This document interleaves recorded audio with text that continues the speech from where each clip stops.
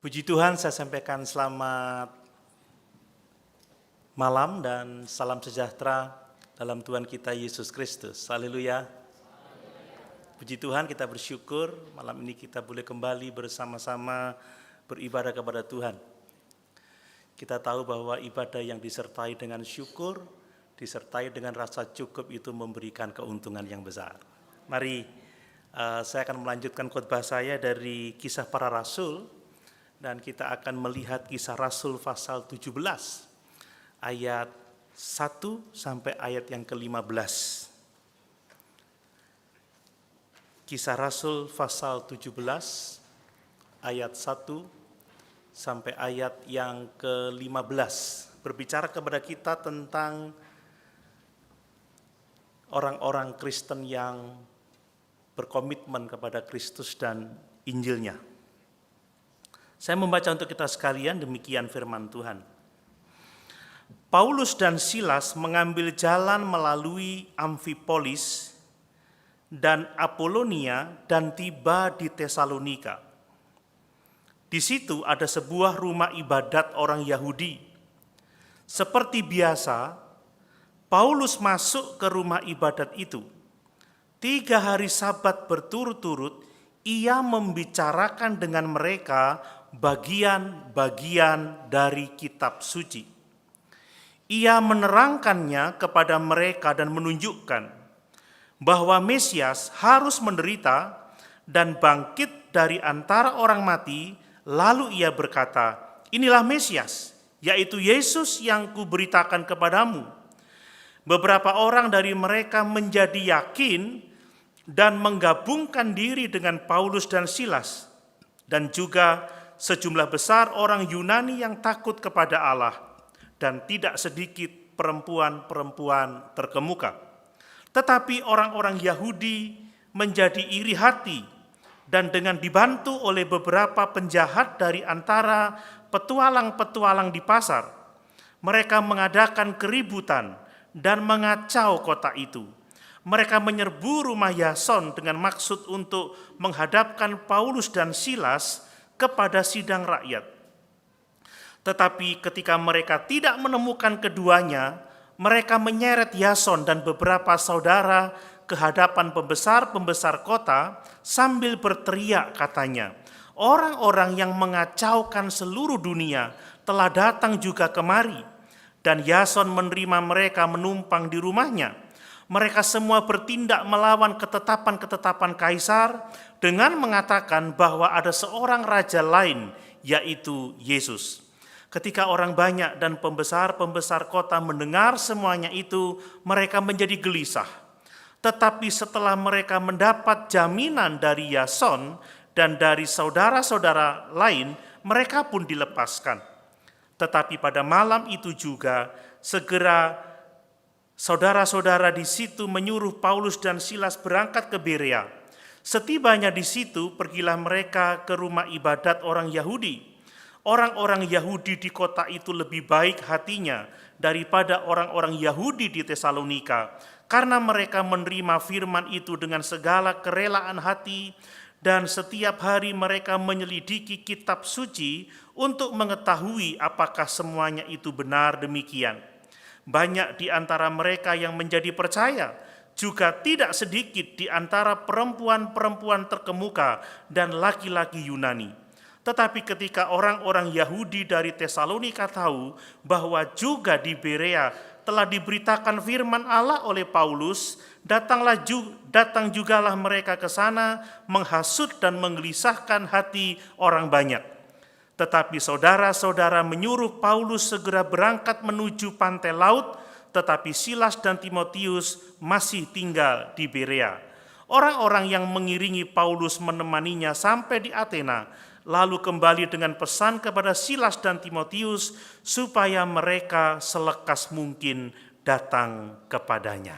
Haleluya. Puji Tuhan. Bapak Ibu Saudara yang dikasihi oleh Tuhan, ayat-ayat ini menceritakan kepada kita tentang kegigihan, ya, tentang ketabahan Rasul Paulus dalam memberitakan Injil, sekalipun dia menghadapi penolakan, sekalipun dia menghadapi aniaya, sekalipun dia menghadapi perlawanan. Jadi Paulus kita lihat, dia digambarkan sebagai seorang yang bersungguh-sungguh berkomitmen dalam pemberitaan Injil. Paulus tidak menyerah dalam menjalankan tugas panggilannya untuk memberitakan Injil ini, berapapun harga yang harus dia bayar. Bapak Ibu, ini berbicara mengenai komitmen kepada Kristus dan komitmen kepada Injilnya. Nah, Paulus itu adalah contoh yang konkret ya tentang bagaimana kita seharusnya menjadi pengikut Kristus yang sejati. Paulus dan teman-temannya ini menjadi contoh yang nyata tentang bagaimana seharusnya kita berkomitmen kepada Kristus dan Injilnya. Bapak Ibu berkomitmen kepada Yesus? Amin. Komitmen pada Injil? Sedikit di sebelah kanan saya. Komitmen pada Yesus? Amin. Seharusnya kita menjadi orang-orang yang berkomitmen kepada Yesus, yang berkomitmen kepada Injil. Kita membaca di sini ya, bagaimana setelah Paulus mengalami aniaya di Filipi, dia didera sedemikian rupa, dia dimasukkan ke penjara yang paling tengah, kakinya dipasung. Dan setelah dia dibebaskan dari Filipi, Paulus tidak mengambil cuti Bapak Ibu ya. Cuti sebentar lah, istirahat dulu. Punggungku masih belum sembuh, kakiku masih sakit, leha-lehalah sejenak. Tidak, dia langsung berjalan sejauh sekitar 50 km pergi ke Tesalonika Bapak Ibu ya. Dan di Tesalonika dia tidak membuang-buang waktu, kesempatan untuk memberitakan Injil. Tiap-tiap hari Sabat, selama 3 Sabat, berturut-turut dia mengajar, dia memberitakan Yesus di Tesalonika. Wow, ini adalah contoh konkret seseorang yang komitmen pada Yesus, yang komitmen pada Injil, yang komitmen pada panggilan Allah.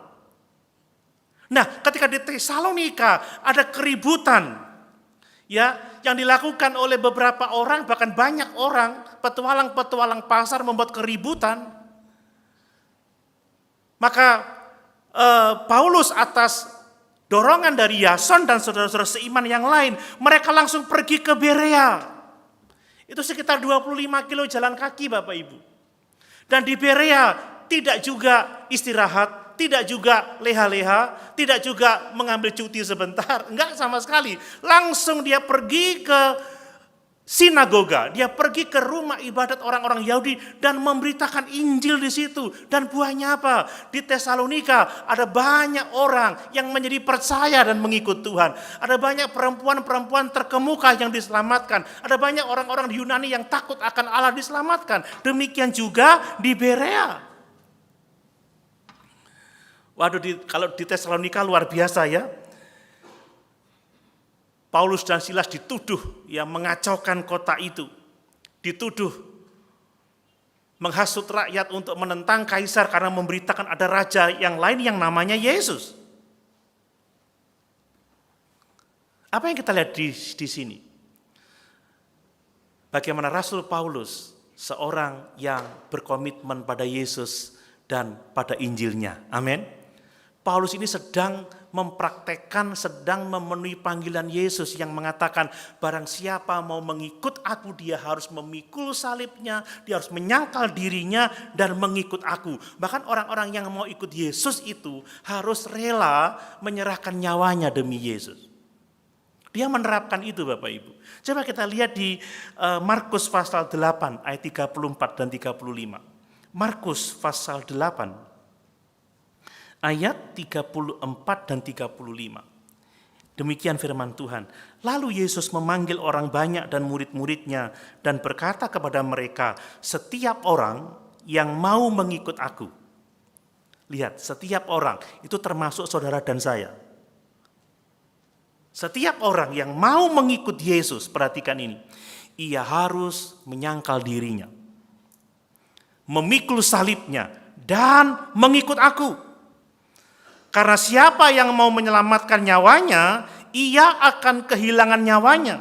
Tetapi barang siapa kehilangan nyawanya karena aku dan karena Injil, ia akan menyelamatkannya. Mau mengikut Yesus? Amin. Konsekuensinya apa Bapak Ibu? Menyangkal diri. Memikul salib. Rela menyerahkan nyawa untuk Yesus? Rela mati untuk Yesus?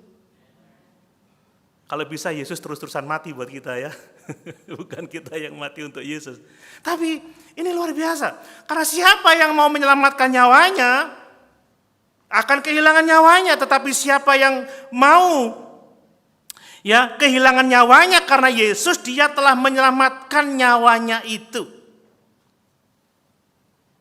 Paulus adalah contoh konkret tentang bagaimana menjadi seorang pengikut yang sejati.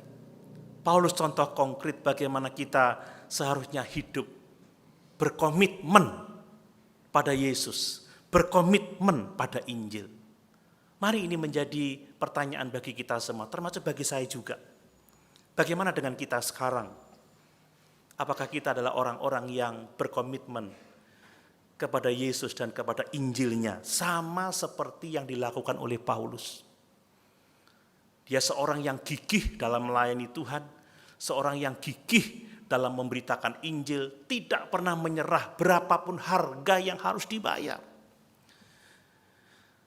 Rasul Paulus seringkali menghadapi tantangan kematian, tetapi dia tidak mempedulikan nyawanya sedikit pun karena dia telah memutuskan untuk berkomitmen pada Yesus dan Injilnya.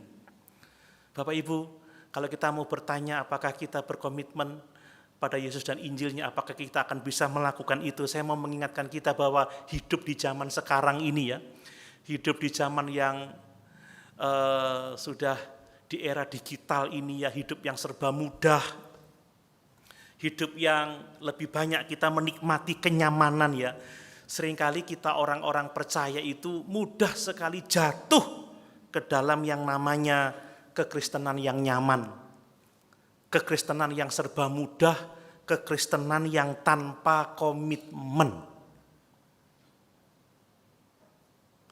Coba kita mempertanyakan diri kita masing-masing. Apakah kita ingin jadi seorang Kristen yang nyaman, yang mudah? Kita nggak mau berkomitmen pada Yesus, nggak mau berkomitmen pada Injilnya. Orang Kristen sekarang ini karena ada begitu banyak gereja, juga bisa mengikuti ibadah-ibadah online, live streaming. Biasanya mereka tuh cari-cari gereja yang menyediakan pelayanan seperti yang mereka inginkan. Mereka cari gereja yang bisa memenuhi kebutuhannya. Mereka mencari gereja yang membuat dirinya merasa nyaman, merasa diterima, merasa dihargai.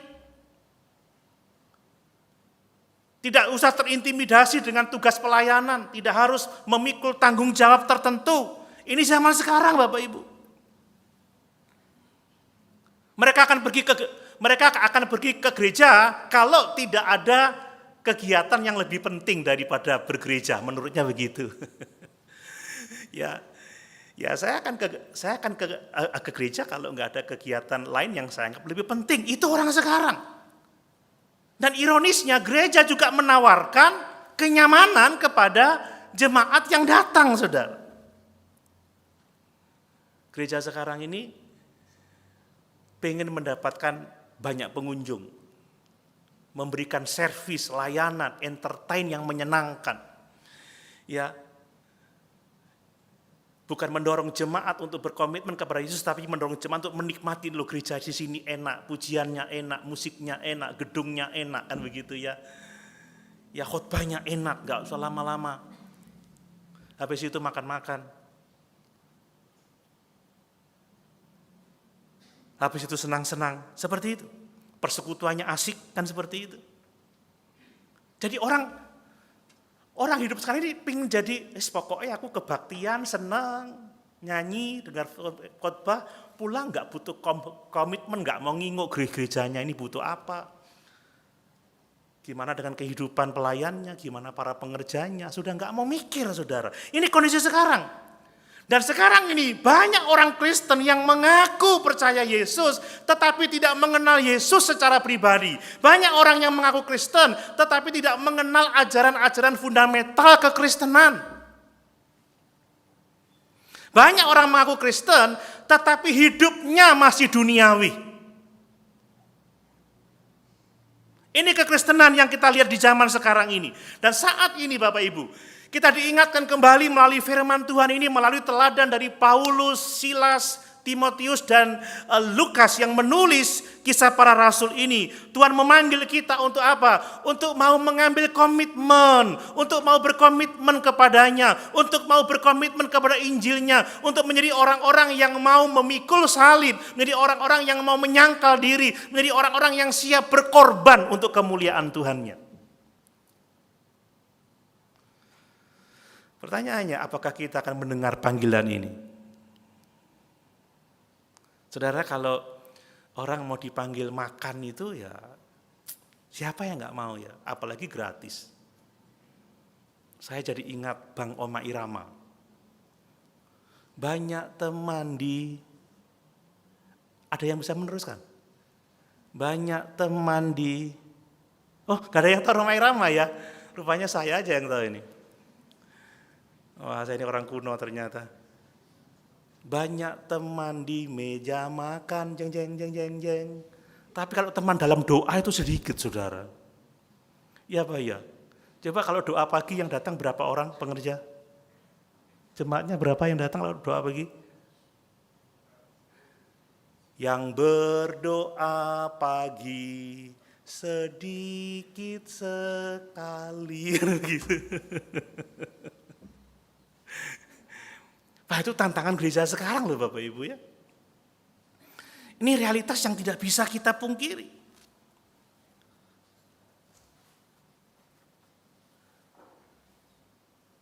Ya kalau dipanggil untuk seneng-seneng, untuk kegiatan sosial ya, jalan-jalan,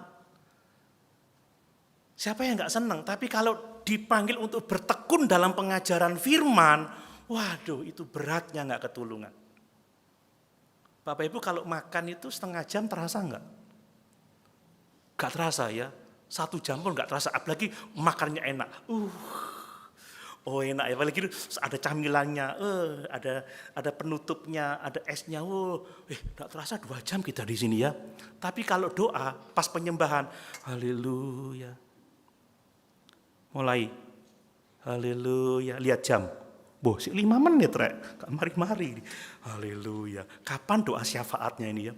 Puji Tuhan. Mulai lihat lagi, dipikir udah 15 menit. Masih 3 menit lagi. Haleluya. Udah bingung. Ya orang kalau diajak doa itu, doamu tidak menarik loh saudara. Doa yang menarik itu seperti apa? Anak-anak muda yang lagi kasmaran, kalau ketemu pacarnya, seneng nggak? Seneng sekali ya. Pasti nggak mau pulang-pulang. Tunggu bapak ibu kosnya marah. Nggak pulang-pulang itu temanmu itu baru pulang. Kalau doa sama Tuhan ketemu Yesusnya yang menyelamatkan kok kita cepet-cepetan aja ya. Kayak rasanya gerah gitu. Mari malam ini kita dipanggil untuk menjadi orang-orang Kristen yang mau membayar harga untuk Kristus. Mau Bapak Ibu? Mau memenuhi panggilan Tuhan ini, saya baca lagi ya. Di ayat yang ke-34 dari Markus pasal 8. Lalu Yesus memanggil orang banyak dan murid-muridnya dan berkata kepada mereka, setiap orang, perhatikan, setiap orang, saudara dan saya, yang mau mengikut aku, ia harus menyangkal dirinya. Memikul salibnya dan mengikut aku. Karena siapa yang mau menyelamatkan nyawanya, ia akan kehilangan nyawanya. Tetapi barang siapa yang kehilangan nyawanya karena aku dan karena Injil, ia akan menyelamatkannya. Mari kita akan melihat beberapa poin penting Bapak Ibu. Bahwa Kalau kita mau ingin dipakai oleh Tuhan seperti Paulus dan Silas, ya seperti Timotius dan Lukas ini, kalau kita mau membawa orang-orang datang kepada Yesus seperti bagaimana Paulus membawa banyak orang di Tesalonika kepada Yesus, di Berea kepada Yesus, di Athena kepada Yesus, kita perlu menjadi orang-orang Kristen yang berkomitmen kepada Kristus. Kita perlu menjadi orang-orang Kristen yang berkomitmen kepada Injil. Amin. Mari kita melihat beberapa hal. Mengapa kita perlu menjadi orang-orang yang berkomitmen kepada Yesus, menjadi orang-orang yang berkomitmen kepada Injil. Yang pertama, karena dunia ini perlu Yesus. Yang percaya katakan amin. Bapak Ibu, dunia ini perlu Injil. Dunia tidak membutuhkan filsafat, karena filsafat tidak bisa membawa orang kepada keselamatan. Dunia tidak membutuhkan psikologi atau hal-hal yang lain. Dunia membutuhkan Yesus, bahkan saudara dan saya membutuhkan Yesus. Semua orang di dunia ini membutuhkan Yesus, sebab tanpa Yesus tidak ada seorang pun yang dapat menyelamatkan dirinya dari dosa. Ini realitas yang harus kita pahami. Bapak Ibu, sejak kejatuhan manusia ke dalam dosa, manusia itu telah memberontak kepada Allah Sang Pencipta. Allah itu telah menolak Allah sebagai penciptanya. Kita semuanya dilahirkan di dalam dosa ya. Dan kita akan terus hidup di dalam dosa kalau tidak ada Injil yang mengkonfrontasi dosa-dosa kita. Kita akan tetap hidup di dalam kegelapan kalau tidak Yesus itu menerangi kita, Bapak Ibu. Makanya dunia ini perlu Yesus, dunia ini perlu Injil. Dosa telah membuat manusia terasing, terpisah dari Allah. Hanya Yesus yang bisa menyelamatkan umat manusia dari dosa-dosanya. Ini kebenaran yang harus kita pahami. Ya, dunia ini enggak membutuhkan hiburan atau sesuatu yang lain seperti minggu yang lalu. Pertanyaan yang paling penting, pertanyaan yang paling mendesak adalah bagaimana supaya aku dapat diselamatkan. Itu yang paling penting. Sekarang ini Bapak Ibu, kita hidup di dunia yang telah berani mencampakkan Tuhan. Menolak kedaulatannya. Ya. Sekarang ini kita tahu bagaimana ilmu pengetahuan ya, sains itu menolak Allah sebagai pencipta manusia. Ya, dari dulu kita mengenal yang namanya teori evolusi. Ya, Alkitab sudah menyatakan bahwa segala sesuatu diciptakan oleh Allah, tetapi dunia mengatakan tidak. Kita ini ada karena evolusi. Kita ini lahir dari evolusi jutaan tahun. Dari binatang bersel satu, kemudian berkembang, kemudian jadi monyet, setelah jadi monyet jadi manusia. Nah, kalau kita ini bukan ciptaan Allah, kalau kita ini adalah hasil dari evolusi miliaran tahun Bapak Ibu, maka kita tidak membutuhkan Allah dalam hidup ini. Kita tidak perlu takut akan hari penghakiman. Kita tidak perlu bertanggung jawab kepada Allah, karena setelah kita mati semuanya selesai. Lihat, dunia menolak ketuhanan Allah. Karena kita bukan ciptaan Allah, karena kita adalah hasil dari evolusi, kita nggak perlu tuntunan firman Tuhan. Kita bisa menentukan sendiri mana yang baik, mana yang buruk. Kita bisa membangun moral kita sendiri. Kita tidak perlu mengikatkan diri kepada orang lain, kepada aturan-aturan yang lain, sebab kita ini hasil dari kebetulan saja, kan begitu. Ini mengerikan. Makanya sekarang ini kita dituntut untuk toleran. Keselamatan tidak hanya ada di dalam Yesus, keselamatan ada dimanapun juga. Semua orang bisa selamat. Tanpa Yesus pun bisa selamat. Ini adalah dosa yang sangat besar. Makanya dunia ini membutuhkan Injil. Coba saja keadaan dunia sekarang ini Bapak Ibu ya. Kalau Bapak Ibu menyimak berita-berita ya di luar negeri, terutama di kantong-kantong Kristen sekarang ini, ya kita tentu sudah tahu itu LGBT sudah mulai diterima secara umum, sekalipun ada sedikit perlawanan, tapi sudah disahkan perkawinan sesama jenis. Ngeri kan? Kalau tiba-tiba datang seorang pemuda, dua orang pemuda, Pak Pendeta, saya mau menikah. Iya, sama siapa? Ini sama teman saya sebelah. Sama-sama kumisan. Ngeri.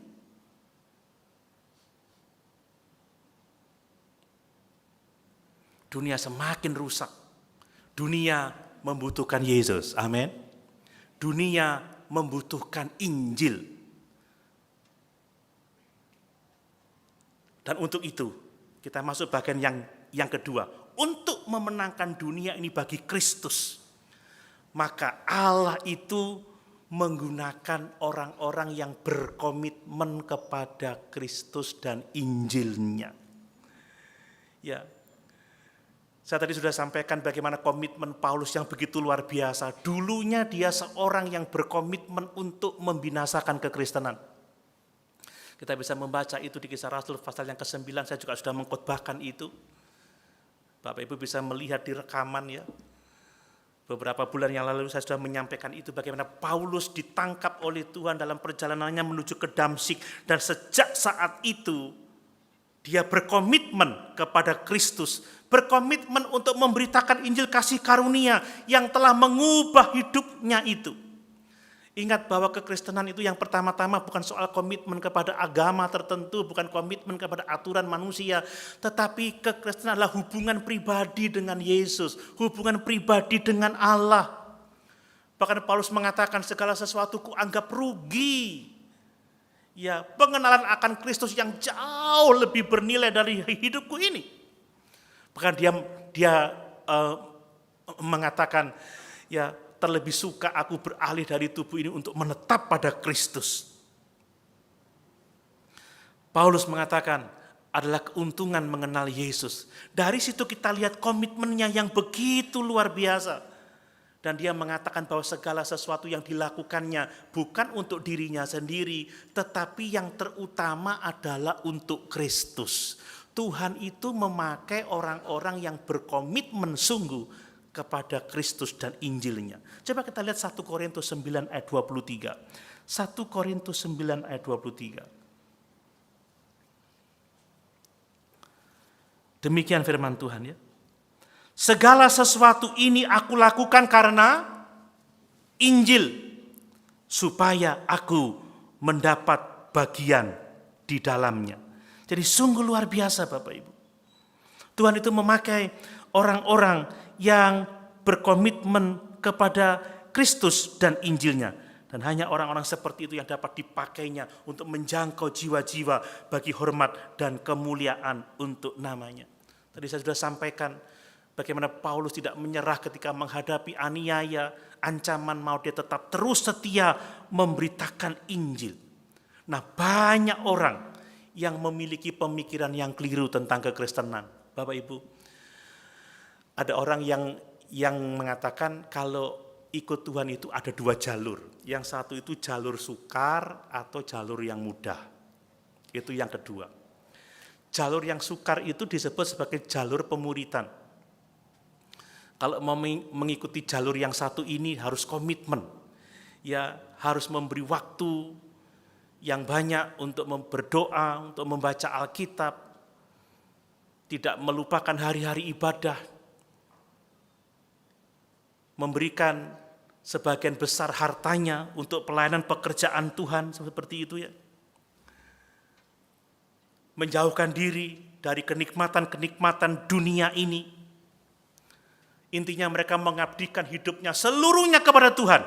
Dan kalau tidak tahan dengan jalur ini bisa mengambil jalur yang kedua. Itu jalur apa? Jalur nyaman. Ya, jalur mudah. Ya. Jadi kalau ke gereja itu cukup seminggu sekali, kan begitu ya, tanpa komitmen. Kalau ada waktu datang, kalau tidak ada waktu ya tidak datang. Ya memberi persembahan sekedarnya aja untuk membantu gereja, kan seperti itu. Memberi waktu kalau bisa, kan begitu. Gereja itu memang menjadi bagian hidupnya, tetapi bukan pusat hidupnya. Dia tetap ke gereja, tetapi dia sewaktu-waktu bisa meninggalkan gereja. Gereja hanya sebagai tambahan yang menyenangkan dirinya. Kalau dibutuhkan ya datang, kalau enggak yang tidak datang, kan begitu. Orang-orang seperti ini tidak mau memikul salib. Orang-orang seperti ini tidak mau menyangkal diri. Orang-orang seperti ini tidak mau menderita untuk Tuhan sama sekali. Tetapi saya tidak pernah membaca di Alkitab bahwa Yesus menawarkan jalan yang kedua ini. Hanya jalan yang pertama. Amin Bapak Ibu. Barang siapa mau mengikut aku, dia harus memikul salibnya, menyangkal dirinya, dan mengikut aku. Ini kekristenan yang tulen.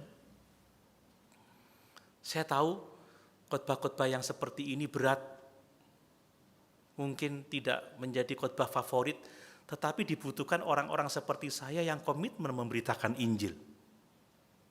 Haleluya. Bapak Ibu senang saya memberitakan ini? Haleluya.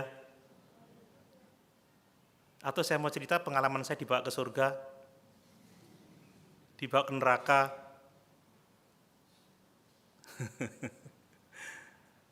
Atau cerita-cerita kesukaan makanan saya.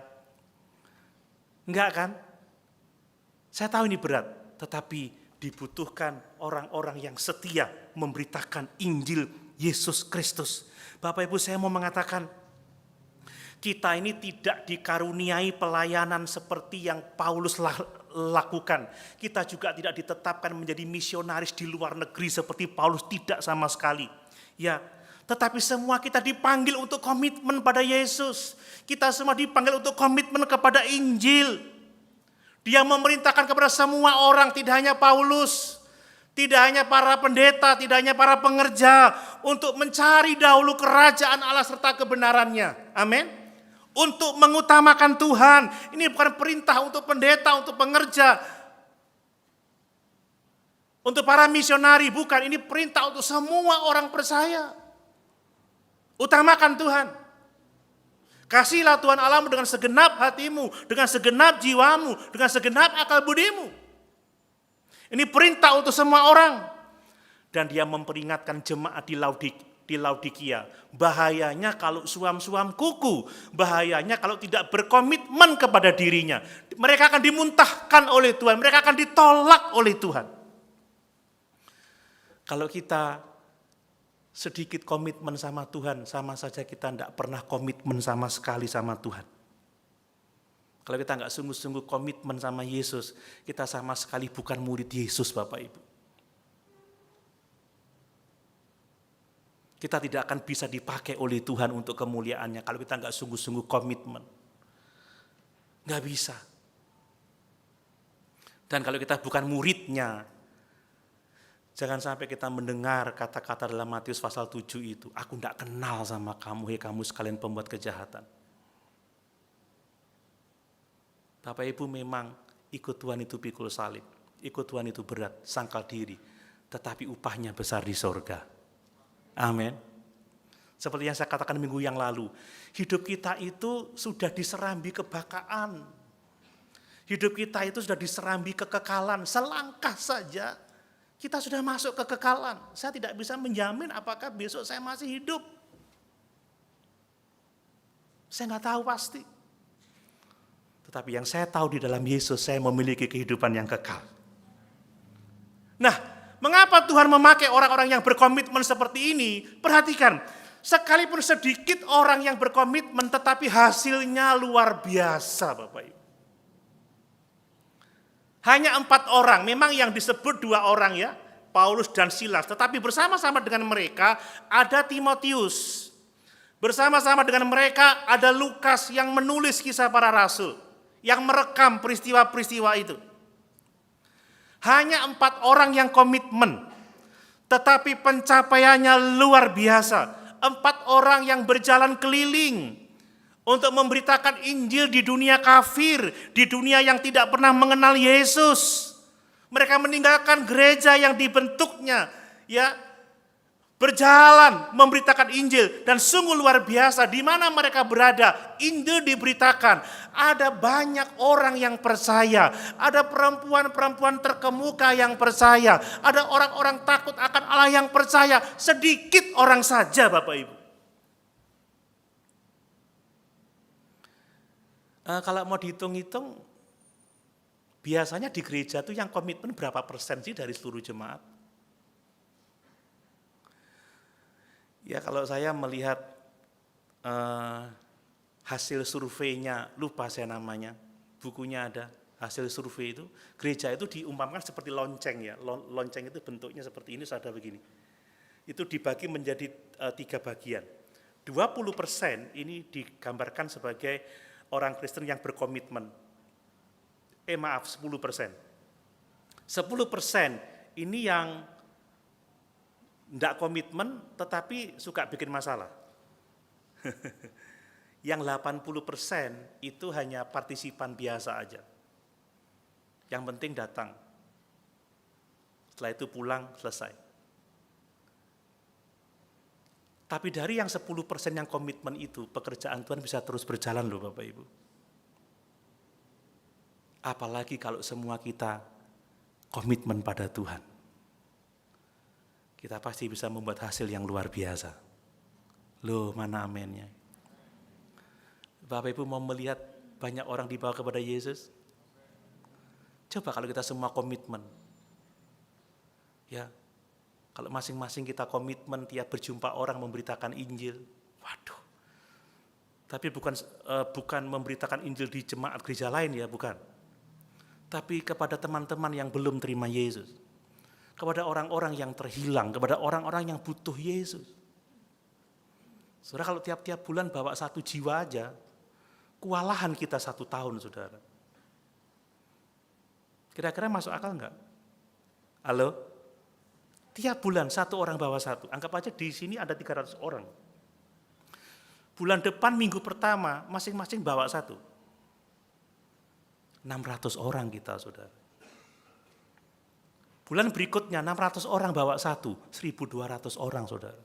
Kita berkelahi, rebutan tempat duduk. Sekarang yang depan kosong-kosong. Tapi coba 4 bulan ke depan, 1.200 masing-masing bawa 1. Berapa matematikanya coba? 2.400, saudara. 2.400. Nah, bulan depannya lagi, 2.400 masing-masing bawa 1. 4.800. Udah cukup sampai situ aja. Enggak selesai khotbahnya nanti. Hitung-hitungan. Coba kalau kita mau komitmen. 4 orang saja. Berapa banyak jiwa yang dimenangkan untuk Tuhan? Dunia butuh Injil. Amin. Dunia butuh Yesus. Dan Tuhan memakai orang-orang yang berkomitmen untuk menjangkau dunia, untuk kemuliaannya. Mau berkomitmen? Bulan depan 600 orang. Loh kok sinis gitu sih? Tapi jiwa-jiwa baru ya. Jiwa-jiwa baru. Orang-orang yang dimenangkan untuk Tuhan dan Juru Selamat kita Yesus Kristus. Orang-orang yang dulunya terhilang, tetapi mendapatkan keselamatan oleh karena kita komitmen kepada Yesus dan terus memberitakan Injil. Amin. Hal yang ketiga, saudara. Untuk menjangkau dunia bagi Kristus, Allah itu menggunakan Injil. Tidak ada cara lain. Coba kita baca di dalam Roma pasal 1 ayat yang ke-16. Sebab aku mempunyai keyakinan yang kokoh dalam Injil, karena Injil adalah kekuatan Allah yang menyelamatkan setiap orang yang percaya.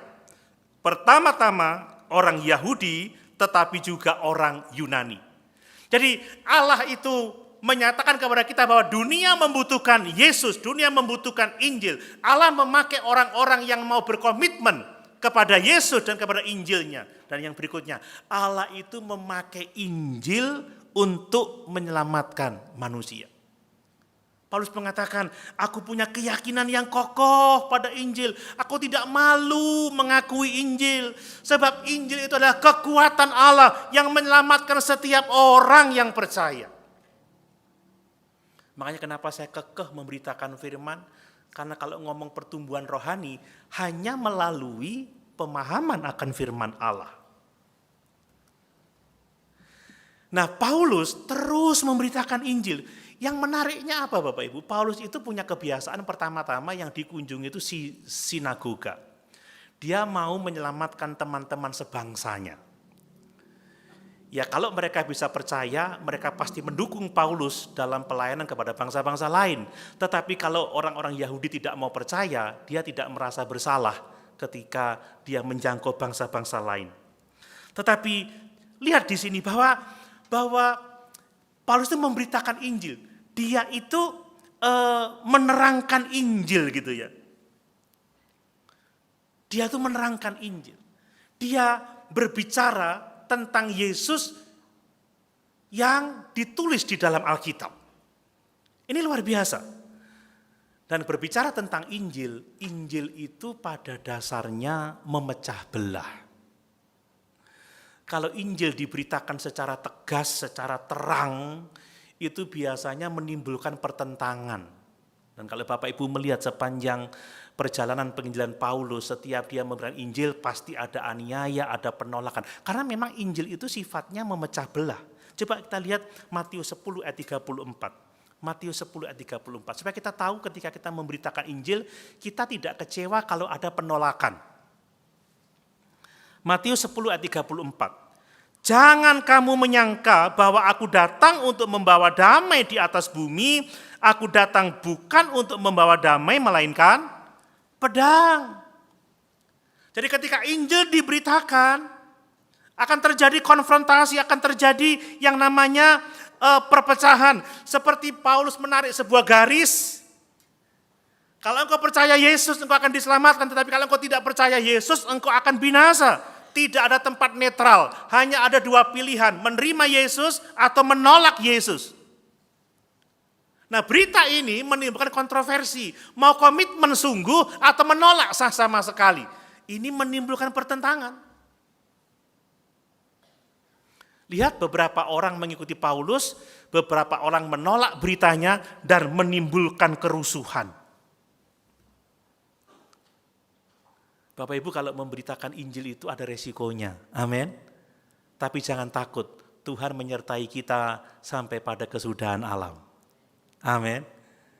Ya saya juga tidak takut mengkhotbahkan Injil karena saya tahu Tuhan menyertai saya. Ini panggilan saya, panggilan kita semua memberitakan Injil. Dan sebelum orang itu bisa menerima Injil, orang itu harus terlebih dahulu memahami isi Injil. Wah, ini yang kita lihat sedikit ya. Coba perhatikan bahwa ternyata isi Injil itu berpusat kepada pribadi dan karya Kristus. Menarik sekali di ayat yang kedua, ya saya membaca lagi ayat yang kedua, di Kisah Rasul pasal 17 ayat yang kedua ditulis seperti ini, ya. Seperti biasa, Paulus masuk ke rumah ibadat itu 3 hari Sabat berturut-turut. Ia membicarakan dengan mereka bagian-bagian kitab suci. Lihat, yang dibicarakan itu bagian-bagian kitab suci. Yang dikhotbahkan itu Alkitab. Kata membicarakan itu dari bahasa Yunani dialegomai, asal kata dialog. Jadi ada pertukaran pikiran. Kalau dalam terjemahan bahasa Inggris ditulis sebagai reasoning, berpikir, tanya jawab Bapak Ibu. Dan dia menjelaskan bukti-bukti yang nyata bahwa Mesias itu harus menderita dan bangkit dari antara orang mati. Dan dari situ dia mengatakan Yesuslah Mesias. Karena Yesus telah menderita, memikul dosa-dosa kita, tetapi dibangkitkan pada hari yang ketiga. Dan dia telah naik ke surga dan akan datang kembali untuk menjemput umat ketebusannya. Amin. Jadi berita ini tentang Yesus yang bersumber dari kitab suci. Bapak Ibu perhatikan ya Paulus itu membicarakan dengan mereka bagian-bagian kitab suci. Dia eksposisi Bapak Ibu ya. Maka inilah yang saya lakukan. Saya selalu mengeksposisi, saya membagikan bagian-bagian kitab suci, bukan yang lain. Karena Injillah kekuatan Allah yang menyelamatkan setiap orang yang percaya kepadanya. Amin Bapak Ibu. Yang berikutnya, ternyata berita Injil itu mengkonfrontasi dosa dan pemberontakan manusia kepada Yesus sebagai Raja. Ya, orang-orang Yahudi itu kan berpikirnya Mesias itu seorang panglima perang yang akan membebaskan orang-orang Yahudi dari penjajahan bangsa lain. Tetapi Yesus datang sebagai seorang yang membebaskan umatnya dari dosa. Ini yang ditolak oleh orang-orang Yahudi. Kenapa sampai sekarang orang Yahudi tidak bisa menerima Yesus? Karena dalam konsep pikiran mereka, Mesias itu adalah panglima, tentara yang akan memenangkan pertempuran melawan musuh-musuhnya. Tapi Yesus ternyata datang sebagai penghapus dosa, yang akan mengampuni dosa umatnya. Kalau demikian Israel gengsi, kalau begitu kami orang berdosa, padahal mereka mengatakan bangsa-bangsa lain yang berdosa. Saudara, kalau kita mau mendengar Injil, pertama-tama kita harus mendengar bahwa kita semua adalah orang berdosa. Amin. Kita semua telah kehilangan kemuliaan Allah, dan bahwa upah dosa itu adalah maut. Makanya pertobatan itu menjadi bagian yang sangat penting dari pelayanan pemberitaan Injil. Dunia butuh Injil. Tuhan memakai orang-orang yang komitmen pada Yesus dan Injilnya. Tuhan menjangkau kita melalui Injil. Injil sebagaimana ditulis di dalam Alkitab. Makanya saya lebih suka kalau kita bersama-sama membaca ayat-ayat Alkitab, saudara. Segala sesuatu harus dibuktikan oleh Alkitab. Tidak boleh menurut yang saya pahami di luar Alkitab. Tidak, semua harus dijelaskan berdasarkan Alkitab. Karena Alkitab adalah firman Allah. Injil yang benar bersumber dari Alkitab yang adalah firman Allah. Yang terakhir Bapak Ibu, bahwa respon yang paling dibutuhkan terhadap Injil adalah pertama-tama kita harus memverifikasi kebenarannya. Bapak Ibu kalau mendengar kabar apapun juga, verifikasi dulu. Jangan langsung ditelan mentah-mentah. Bahkan apa yang Bapak Ibu dengar sekarang, verifikasi dulu. Dan kalau Bapak Ibu verifikasi berdasarkan firman itu benar, maka tanggung jawab kita adalah percaya kepada Yesus, ikuti Dia, komitmen kepadanya, berapapun harga yang harus kita bayar. Amin. Kita tadi membaca bagaimana jemaat di Berea itu, mereka baik hatinya karena apa? Karena mereka itu suka membaca Alkitab, saudara. Orang yang suka baca Alkitab itu baik hatinya. Haleluya. Enggak tahu teolog-teolog di sini baik hatinya enggak? Mahasiswa-mahasiswi baik hatinya enggak? Coba kita baca di ayat yang ke-11. Ya. Orang-orang Yahudi di kota itu di Berea lebih baik hatinya daripada orang-orang Yahudi di Tesalonika. Karena mereka menerima firman itu dengan segala kerelaan hati, dan setiap hari mereka menyelidiki kitab suci untuk mengetahui apakah semuanya itu benar demikian. Kalau Bapak Ibu menerima berita Injil, verifikasi dulu. Apakah benar ini sesuai dengan yang tertulis di dalam kitab suci? Mereka tidak memverifikasi sebagai orang-orang yang sombong, orang-orang yang skeptik, tidak. Tetapi mereka kembali kepada Alkitab. Mereka memiliki sikap yang terbuka, dan ketika mereka melihat bahwa Alkitab menegaskan berita Injil, mereka percaya, Bapak Ibu. Jadi saudara, kalau mendengar khotbah itu bukan soal menutup mata langsung percaya aja, enggak. Apalagi di zaman digital ini, di zaman serba internet ini ya. Kita bisa mengakses informasi dengan sentuhan jari saja ya. Sekarang ini mana yang tidak bisa kita dapatkan, hanya dengan menyentuh layar smartphone kita sudah bisa mendapat informasi. Kita sekali-kali mendengarkan begitu banyak khotbah, bahkan di grup-grup eklesia yang muncul khotbah-khotbah bukan khotbah saya.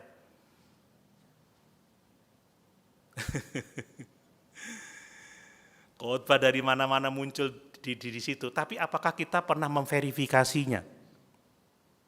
Mengujinya berdasarkan Alkitab yang adalah firman Allah. Hati-hati Bapak Ibu.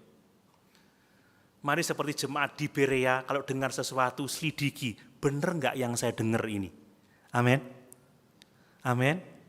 Mau hati-hati. Kalau mau transfer uang, dihitung berapa kali uangnya? Satu kali? Enggak ya, benar enggak ini? Dihitung, takut salah. Kehilangan 100.000 aja, stresnya tidak ketulungan. Kalau masalah keselamatan tiba-tiba kepleset masuk neraka, gimana? Verifikasi Bapak Ibu. Baca baik-baik, jangan mudah percaya, tetapi dengan hati yang terbuka kita memverifikasi apa yang kita dengar. Dan setelah kita mendapatkan kepastian, terima Injil, terima Yesus, ikut Yesus, berapapun harga yang harus kita membayarnya. Kita harus tunduk kepada kebenaran firman Allah itu. Ya, saya melihat Yason begitu luar biasa. Yason itu orang baru percaya Yesus loh ya. Tetapi dia sudah diajar oleh Paulus dengan begitu luar biasa. Ketika dia diperlakukan dengan tidak adil, ketika dia diseret ke depan pembesar-pembesar kota, dia tidak menjadi marah, dia rela membayar uang jaminan dan menasihati Paulus, mengantar Paulus ya sampai ke Berea, dan di Berea Paulus diantar sampai ke Athena. Ini sesuatu hal yang sangat luar biasa. Mari Bapak Ibu. Yesus memanggil kita untuk menjadi orang-orang Kristen yang berkomitmen kepada Injil dan kepadanya. Amin. Dunia membutuhkan Injil Yesus Kristus. Dunia membutuhkan Yesus. Dunia membutuhkan kebenaran Allah. Allah hanya akan memakai orang-orang yang berkomitmen kepada Yesus dan firman-Nya. Dan Allah memakai Injil, firman, untuk menyelamatkan umat manusia. Dan mari kalau kita mendengar Injil, respon dengan bijak, verifikasi kebenarannya. Terbuka, buka Alkitab, selidiki, dan kalau benar, ikuti itu. Taati Yesus, setia kepadanya, berapapun harga yang harus kita bayar. Amin. Amin Bapak Ibu. Mari sama-sama kita berdoa.